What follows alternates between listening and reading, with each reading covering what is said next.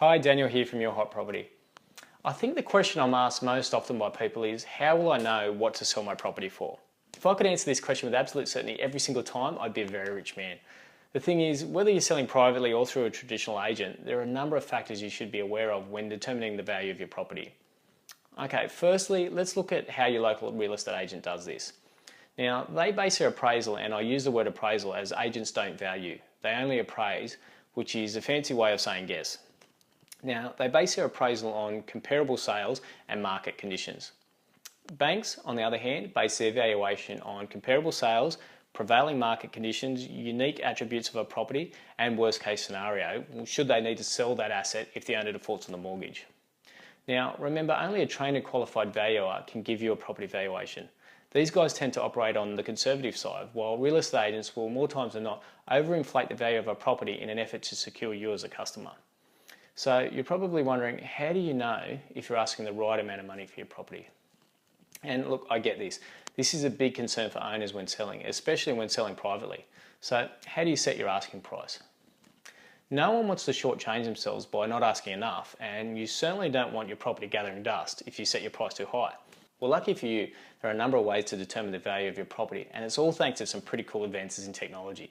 Data collection, along with recent industry changes, now sees everyone granted with the same access to the exact same information, meaning you, the property owner, can now use the very same tools that your local real estate agent uses to determine what your property is worth.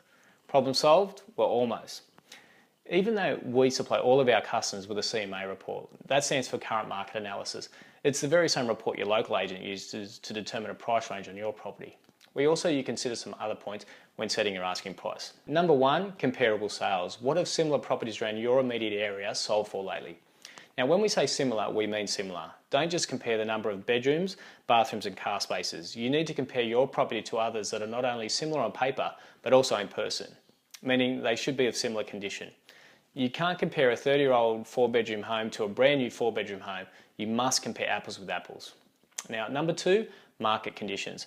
This will have a big impact on the price and what you're able to achieve. If it's a seller's market, meaning there's a greater demand for properties than there are properties available, you're likely to achieve a higher price than if it was the other way around. Now, then again, sometimes it's really all about timing.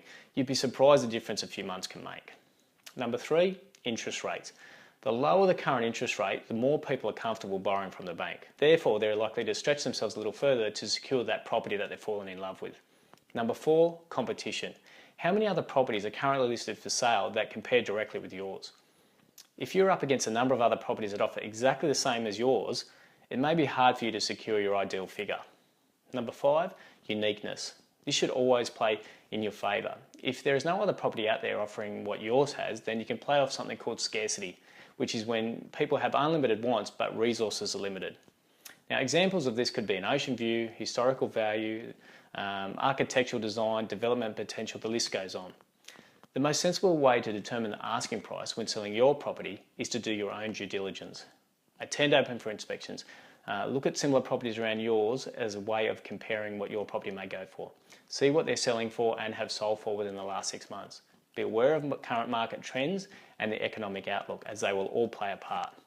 Be flexible and be prepared to make improvements and changes to your property if you want to secure the best price.